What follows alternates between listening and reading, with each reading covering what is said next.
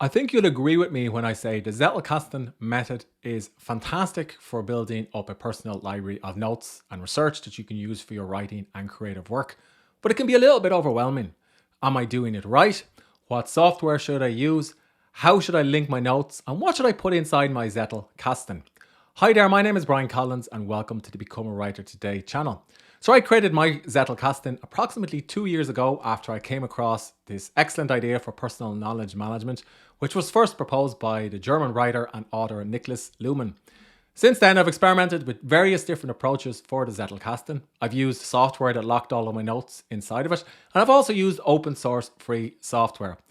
I've also interviewed experts about the topic and read several books on it. And in this video, I'm going to give you 8 different tips which will help you get started with the Zettelkasten method quickly and easily. Hope you enjoy the content in this video. If you do, hit thumbs up, and if you want to get more videos like this, don't forget to subscribe to the channel. My first tip for getting the most from the Zettelkasten method is to get into the habit of taking notes daily. Anytime you consume a piece of media that makes you think, whether it's a blog post, an article, a Twitter thread, a YouTube video, or even an in-world conversation or a real-world conversation, write down a few points or ideas from the media that you just consumed or the experience that you just had into your Zettelkasten. Now, I've been keeping a Zettelkasten for just over 2 years and I have 3,500 notes. But if you're new to the Zettelkasten, just simply know that it's something that will grow organically over time. And if you simply capture 2 or 3 interesting notes every day, you'll quickly have hundreds and then thousands of notes. Now, if you're new to this method, I know it can seem a little bit overwhelming trying to figure out how am I going to capture so many notes. So a good tip is to use ReadWise. It's basically a service that will serve interesting quotes that you read in articles and blog posts. It'll send a notification to your phone and then you can decide whether you want to keep or dismiss the quote. That's all well and good because you're, visiting or reviewing old articles and books and so on that you've come across. But there's actually a setting inside of ReadWise that you can use to send it straight to your Zettelkasten. So simply log into ReadWise and then you're going to connect it to Obsidian, which is a type of Zettelkasten management software that are featured elsewhere in the channel and which I'll also use for this video. And then what ReadWise will do is send any notes from books that you read straight into your Zettelkasten. Now, if you don't like using Obsidian for various different reasons, you can also do the same with Roam Research, Logcheck, and even CSV and Markdown files if you want to export it manually. It's also created a folder called Books, and any books that I read on Kindle and where I highlighted a section are immediately sent through as a Markdown file to my computer, and then I can access these with Obsidian or some other Zettelkasten app. So you can see here it has the metadata, the author, the title, the category. And then if I highlighted a section in the book, the quote is here for me to reference. If I click this link, then it will take me through to the ReadWise website, which will then prompt me to open up the section on Kindle. So in summary, if I were writing an article about comedy writing, I could reference this book, which I read a few years ago, which I've long since forgotten. And then if there was an interesting quote that I wanted to use, this is a good way for me to find the quote and also to cite it correctly. So in summary, if you want to get more from your Zettelkasten, just take a couple of notes every day and start by simply highlighting books on Kindle or in articles that you read, and then use a service like ReadWise to send these quotes through. And then if you want, then you could just pick one of these quotes and write it up as an individual note, a bit like this. So I'm just going to start a new note. And then you can just simply write your thoughts about this particular quote. The second tip for building your Zettelkasten is to work from the bottom up. This took me quite some time to get my head around.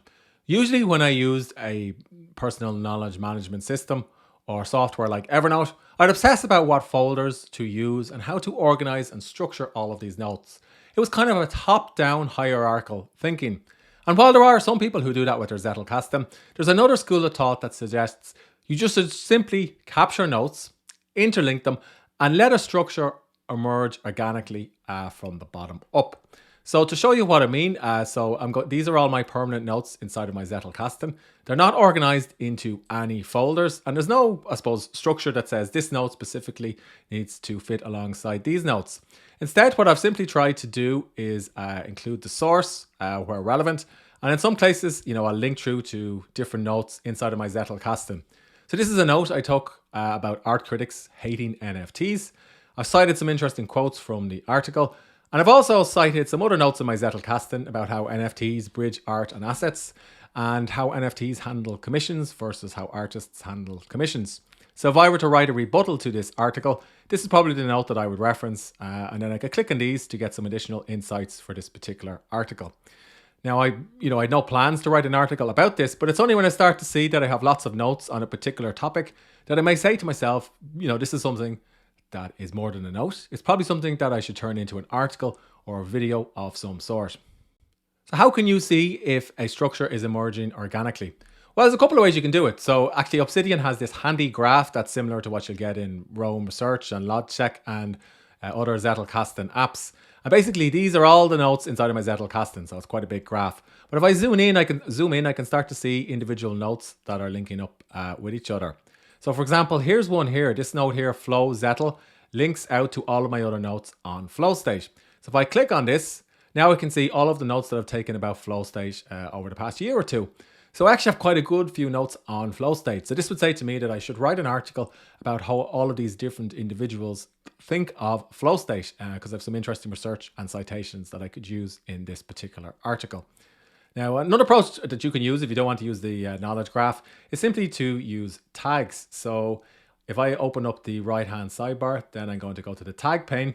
And you can see here that books 369 has the most tags, and that's because it's pulled through my books from ReadWise, followed by articles about money and investing. That's probably because I started a website recently about NFTs, followed by articles about creativity. I wrote a book about creativity several years ago, followed by tags about writing, parenting, comedy, and so on. So basically, if I start to see a tag that's, moving its way up this particular list, I'll start to examine the note and see how it relates to other notes and see if I can do something to turn it into more than a note. Could I turn it into a video? Could I turn it into an article or an online course or a Twitter thread or something else?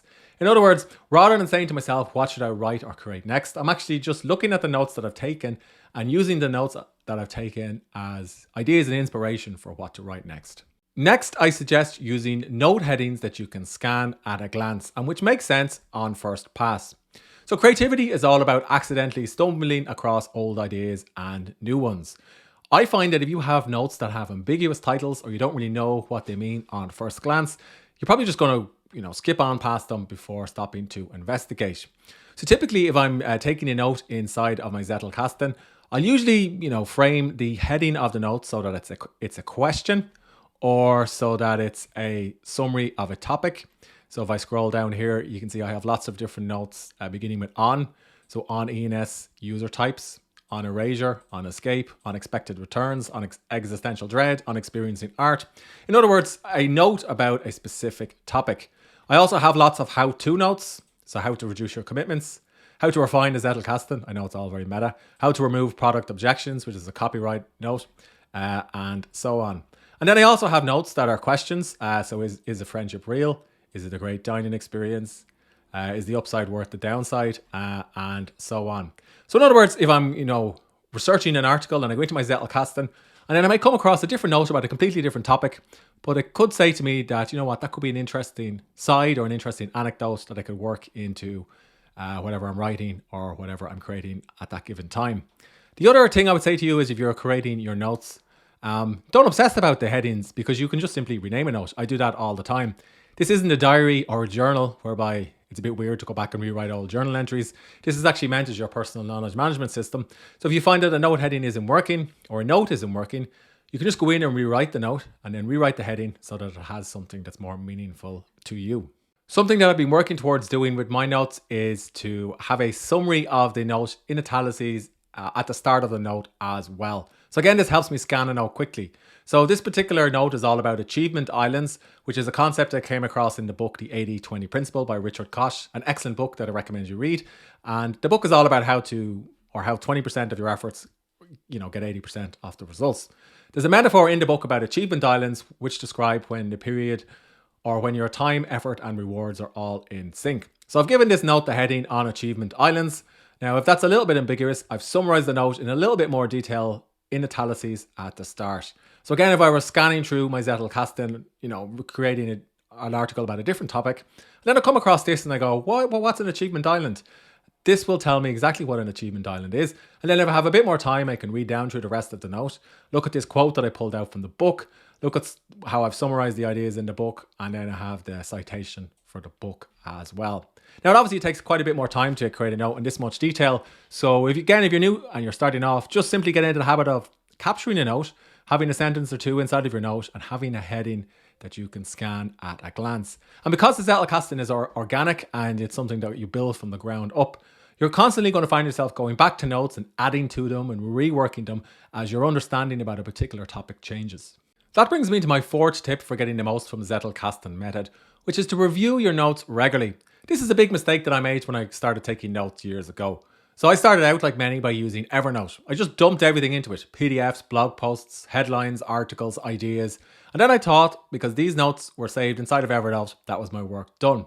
But no, the value actually comes when you take a little bit of time to go back through your old notes and ask yourself, has my thinking on this topic changed? Do I know anything more about this topic? Are there additional notes that I can add? Have I read or consumed any interesting media on this topic? Can I build my knowledge or my personal library of information about this topic? So how often should you review your notes? Again, it really depends on what you're working on.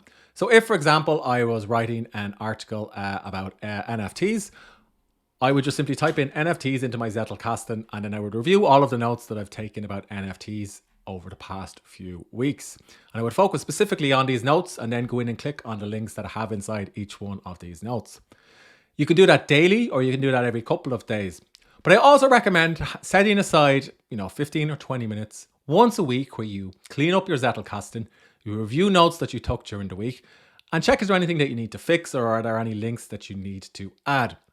You can also dedicate a part of the morning time for reviewing notes inside of your Zettelkasten to having a writing or creative practice whereby you spend 20 or 25 minutes reviewing your notes and just spending time working inside of your Zettelkasten.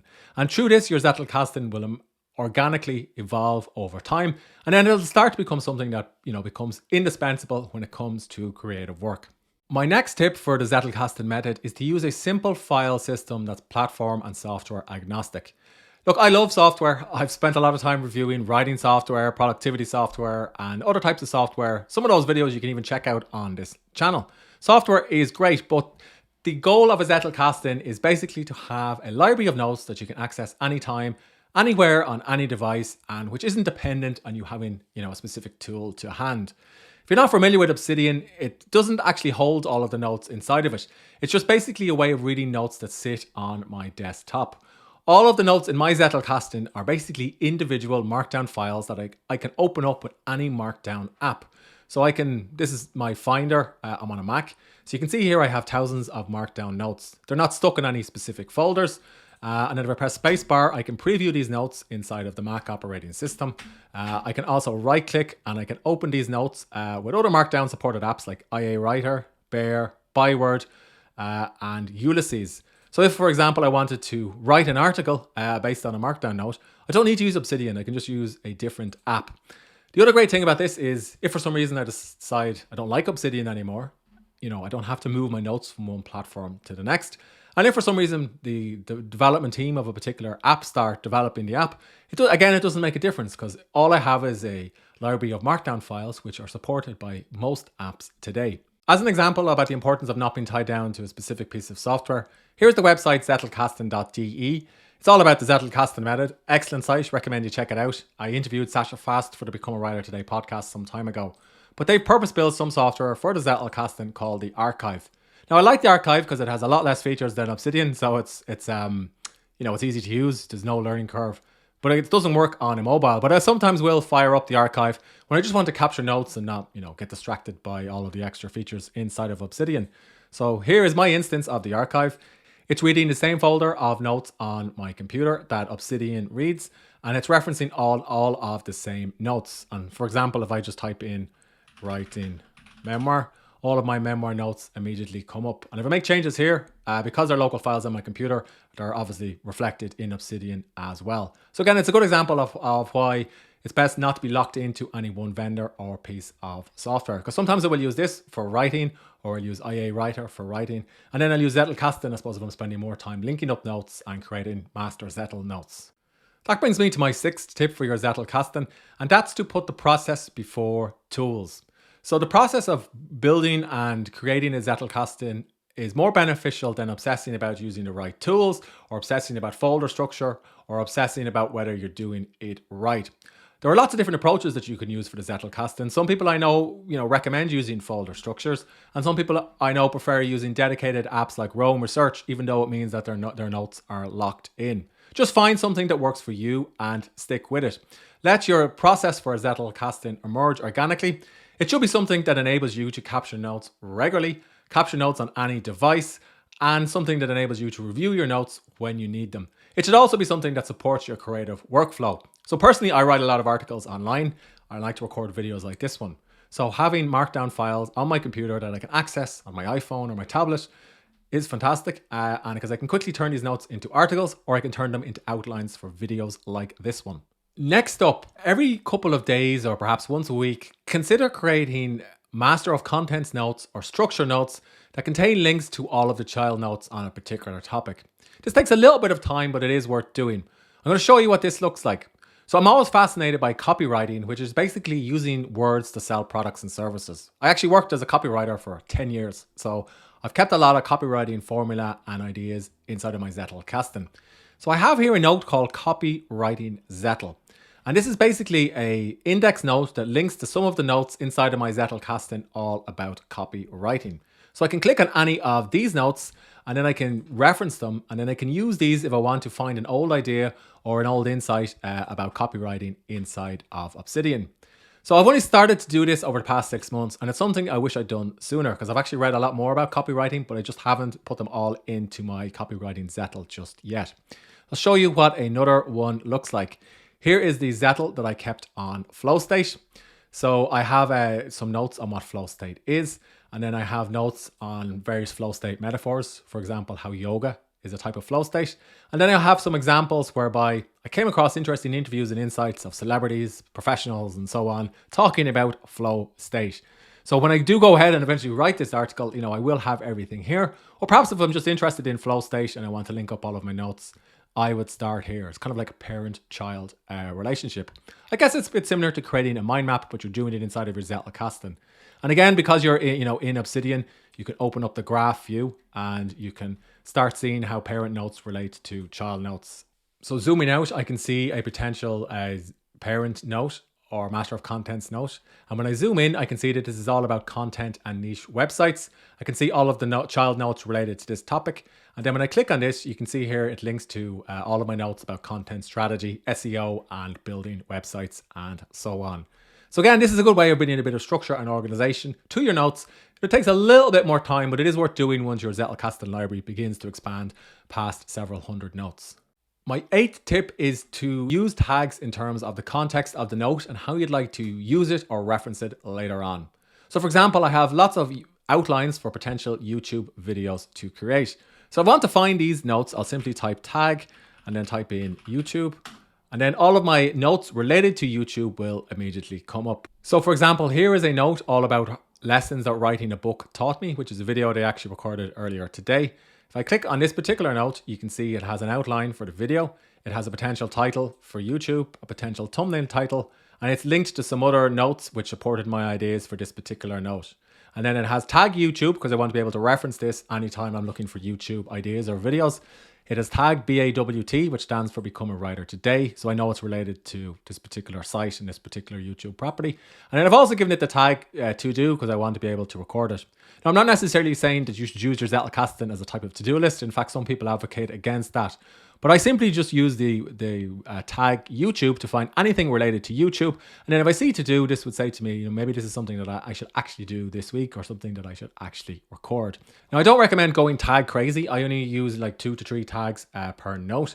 And as I mentioned earlier, I do review my tagging system, every couple of weeks to see which notes I'm using more frequently versus less frequently. So for example, if I go to the right-hand sidebar, you can see I've only used the tag speak, speeches, status, and summer once. So this would say to me that perhaps I should go into these notes and then see, is there a better tag that I should use? Is there something I should do with this note? Or should I just delete this tag? I don't spend too much time obsessing about tags. I'm more concerned about the tags that I use most frequently. I'm more concerned that they help me find the right notes in the right context. Because as I mentioned earlier, when you've a couple of dozen notes, you can find them quickly and easily. But when you've hundreds and then thousands of notes, Navigating through them all, becomes more important, and having a good tagging system will help you do just that. To show you all of this in context, here's an example of a note that took me just 5 minutes to take. A couple of months ago, I read the excellent book Why We Sleep by Matthew Walker. I highlighted this quote on Kindle. It was surfaced via ReadWise on the ReadWise app. I clicked favorite and then it was sent through to my Zettelkasten. I then pulled the note out of the books section inside of my Zettelkasten, summarized the note in my own words, and then I also linked to some other notes that I had taken on dreaming and sleep. And because these notes are all about creativity, I gave this the tag creativity because it's a topic I like to write about, and I also gave it the tag sleep. And it also has a heading. I guess I could have a more descriptive heading, but it just says Mendeleev on sleep. So I'll know that this is some sort of expert, in this case the Russian chemist Dmitry Mendeleev, talking about the topic of sleep. Now, some of my Zettelkasten notes are not quite as well structured as this. As I mentioned earlier, the Zettelkasten is something that emerges organically over time. So this one here says memoir is deep, autobiography is wide. Probably haven't done a great job summarizing the note in the heading. Then I have a little commandment to myself to go deep rather than wide when writing memoir. And then for some reason I've used these hashtags twice. So if I were going back through this note, I would remove the extraneous hashtags. I would probably remove this, and then I would try and get a source or a quote here that I could add. And then again, because I'm inside of Obsidian, I can also quickly insert other notes. So this is all about memoir. So I'm going to search for anything else that I have on memoir. So I have something here called a memoir algorithm. And then let's do that again. I have something here called memoir 3-act structure. Now I know what these notes are because I was actually looking at these earlier on today, but I'm just going to open it up so you can see it. The memoir algorithm is basically an idea from a course I took about memoir writing. So it is relevant to this particular note. And the memoir 3-act structure is a note that describes how a good memoir has 3 acts. So in doing this, I could quickly build out, a Zettelkasten or a master Zettelkasten note or Zettel, all about the art of memoir. And then I could use all of this research and information to go ahead and write an article about how to write memoir, or I could just simply reference these notes if I decide to write a memoir at some future point. I hope you enjoyed those 8 tips about the Zettelkasten method. In summary, just get into the habit of taking notes regularly. Give them descriptive headings, interlink your notes, and use tags in such a way that you can find them when you need them later on. Don't worry too much about software, but do think carefully before you lock yourself into, some proprietary tool, because you may want to move your notes later on. If you have any questions about the Zettelkasten method, let me know in the comment section below. If you want to get more videos like this, then don't forget to subscribe to the channel.